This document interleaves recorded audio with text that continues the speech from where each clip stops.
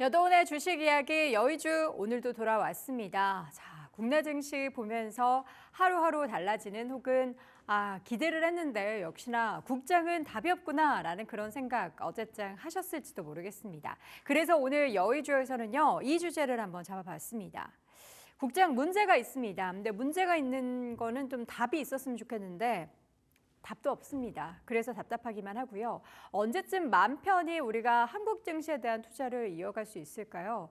뭐 단 한 번도 마음이 편했던 적은 없었다라고 말씀하실 수도 있는데 우리가 3천선을 넘어서 그 다음 단계가 4천선을 부르짖었던 그 시기가 불과 몇 년 전에 있었습니다. 그때를 회상하면 참 좋았었는데 라는 그런 생각이 들게 하는데요. 어제 시장을 보면서 저는 왜 이러는 걸까? 이유가 뭐 있긴 하겠구나. 그럴 수밖에 없겠구나. 이런 다양한 복잡한 그런 심경의 변화가 장중 내내 있었습니다. 어제 시장부터 한번 들여다볼까요? 자, 어제 시장에서는 1월 초부터 이어졌었던 미국 시장이 좀 쉬어갈 때 우리나라 증시는 저평가 매력이라는 그 밸류를 가지고서 올랐습니다. 디커플링 되는 시장을 보면서 그래, 이게 맞지. 우리 시장 이제 오를 때 됐지라는 생각을 했는데요. 그래서 보면은 지금 시장 상황에서 굉장히 적극적으로 매수하고자 하는 심리들도 이 신용융자 거래에 있어서 확인해 볼 수가 있었습니다. 증시가 오르자 다시 한번 회복세가 접어든 다양한 지표 가운데 신용융자 거래 추이가 지금 코스피도 그렇고 코스닥도 그렇고 전체 규모도 그렇고 16조 이상으로 증가를 했는데요. 적극적으로 시장을 뛰어들고자 하는 단기에 대한 수익률을 노리고자 하는 그런 자금들이 유입되고 있다는 거죠. 그러나 외국인이 사면은 시장은 올랐고 외국인이 어제장같이 파니까 시장은 다시금 하락을 했습니다. 어제 시장에서 코스피 현선물 동반에서 전체 1조 원 넘는 규모의 순매도가 외국인 쪽에서 나왔고요. 근데 시장에서는 뭐 미국의 LA 산불 관련해서 테마가 형성이 됐는데 이게 사실 실체가 없지 않습니까? 그럼에도 불구하고 재건 관련한 테마주다라고 하면서 관련된 뭐 전력설비, 전선 관련한 종목들, 모듈러 주택 관련한 종목들. 근데 거기는 굉장히 또 부촌이 굉장히 많은데 모듈러 주택 이용 많이 할까요? 그리고 공기청정기 관련한 다양한 종목들의 주가의 강세가 나왔습니다. 코스닥도 마찬가지로 연일 이어지는 하락세가 지속이 됐는데요. 외국인과 기관의 동반 매도가 나타났고요. 개인 투자자 쪽의 투심은 회복이 되고는 있지만 12월 만에 한 달 만에 16조 원을 돌파하는 그런 상황 속에서 답답하기만 합니다. 이 매수 주체가 개인밖에 없다는 게 참 아쉬운 대목입니다. 다음 장 보시죠. 자, 이 가운데 실적 시즌이 지금 도래하고 있는 가운데 실적 시즌마저도 우울한 그런 상황인데요. 증권이나 운송 관련한 그런 섹터 빼고는 전망치가 줄 하향되고 있습니다. 전체 4분기 코스피 영업이익의 3개월 만에 전망치가 지금 고점 대비해서 15%나 낮아진 상황인데요.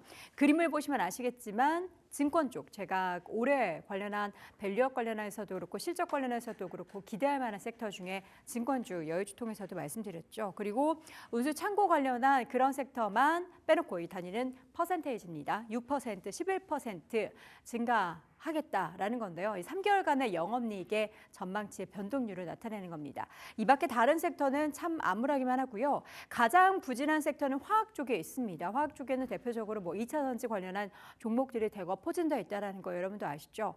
가장 그 상장사 가운데 4분기 실적 전망이 하향 조정되고 있는 곳이 바로 화학 섹터였고요.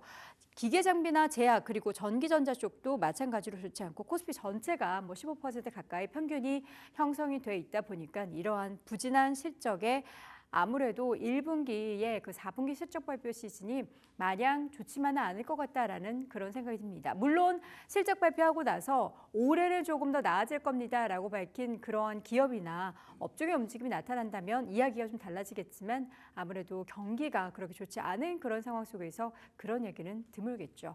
자, 이 가운데 빛을 내고 있는 그런 섹터가 있었으니 어제 금융주가 좋았죠. 하락장에서도 밸류업 관련해서 빛나는 주가의 상승이 나타났고요. 그중에서 가장 단연 토픽으로 꼽을 수 있는 게 메리츠 금융지주가 어제 그러한 시장 속에서도 사상 최고치를 경신하면서 강한 주가 상승이 보였습니다. 지금 메리츠 금융지주는 작년 이후에 주가가 굉장히 탄력적으로 오르는 모습을 확인해 볼 수 있는데요. 그러면서 지금 누적 수익률이 작년도 그렇고 계속 누적도 그렇고 굉장히 높은 수익률을 기록을 하고 있습니다. 대주주 한 주와 소액주주 한 주는 같다라는 조정호 메리츠금융지주 회장의 원칙을 실행을 했습니다. 2022년이었죠. 메리츠 화재와 메리츠 증권을 100% 자회사로 편입을 했고요. 국내 금융 지주사 중 유일하게 PBR 1배를 넘어서는 그러한 상황이 연출되고 있습니다. 연결 순이익 50%를 주주 환원에 적극적으로 활용하겠다라고 했고요. 이를 지켜내고 있는 상황이죠. 그래서 주주 환원 수익률이 약 6에서 7% 정도 되고 최근에 나왔던 증권가 목표 주가의 추이를 보니까 12만 원대에서 14만 원대까지 형성이 되고 있어서 현재 주가 대비해서도 높은 목표 주가를 형성을 하고 있습니다. 물론 이렇게 오르는 종목들은 있긴 합니다. 그러나 굉장히 소수에 불과하다라는 거고요. 전망에 대해서는 암울한 이야기만 나오고 있기 때문에 정말 답답한 개인 투자자분들의 심정 저도 깊이 공감하는데요. 기관과 개인은 지금 시장에 대해서 좀 다른 스탠스를 취하고 있습니다. 더 오른다와 떨어진다 쪽인데요. 어느 쪽이 더 오른달까요? 개인의 매수 자금이 막 유입되니까 개인이 더 오른다고 생각할 수도 있다라고 보시겠죠. 반대였습니다. 개인은 인버스 2배의 ETF를 사고요. 레버리지 ETF, 그러니까 시장의 상승에 2배 베팅하는 ETF는 팔고 있고요. 기관 투자자들이 오히려 인버스 2배 ETF를 팔고 반대로 레버리지 ETF를 사고 있습니다. 추가적인 상승 가능성이 높다라고 평가하는 게 기관 투자자들이고요. 그러나 이 가운데 증권사의 전망은 늘 엇갈리지만 이번에도 엇갈립니다. 기술적인 반등, 1월 달에 있어서의 상승은 기술적인 단기 반등일 뿐이다라고 보는 시각과 함께 추세의 반전이다라고 보는 시각도 있는데 시장에서는 아직까지는 시장이 확장 사이클로 가기에는 제한적인 상황이다. 다들 공감하실 겁니다. 미국 지금 국채금리에 대한 부담감이 우리나라 경제나 금융시장에서도 영향을 미치고 있고요. 국내에서도 문제가 여간 많죠. 이 국내 정치적인 불확실성과 또 어려운 거시경제 여건을 봤을 때는 우리나라가 PBR 1배 미만이고 뭐 저평가 메리트가 있고 뭐 이런 것을 빼고는 과연 좋을 게 뭐가 있을까라는 그러한 암울한 그런 이야기만 나오고 있습니다. 과연 기관의 인버스 2배 ETF 매도는 어떤 의미를 가지고 있는지 저도 궁금한데요.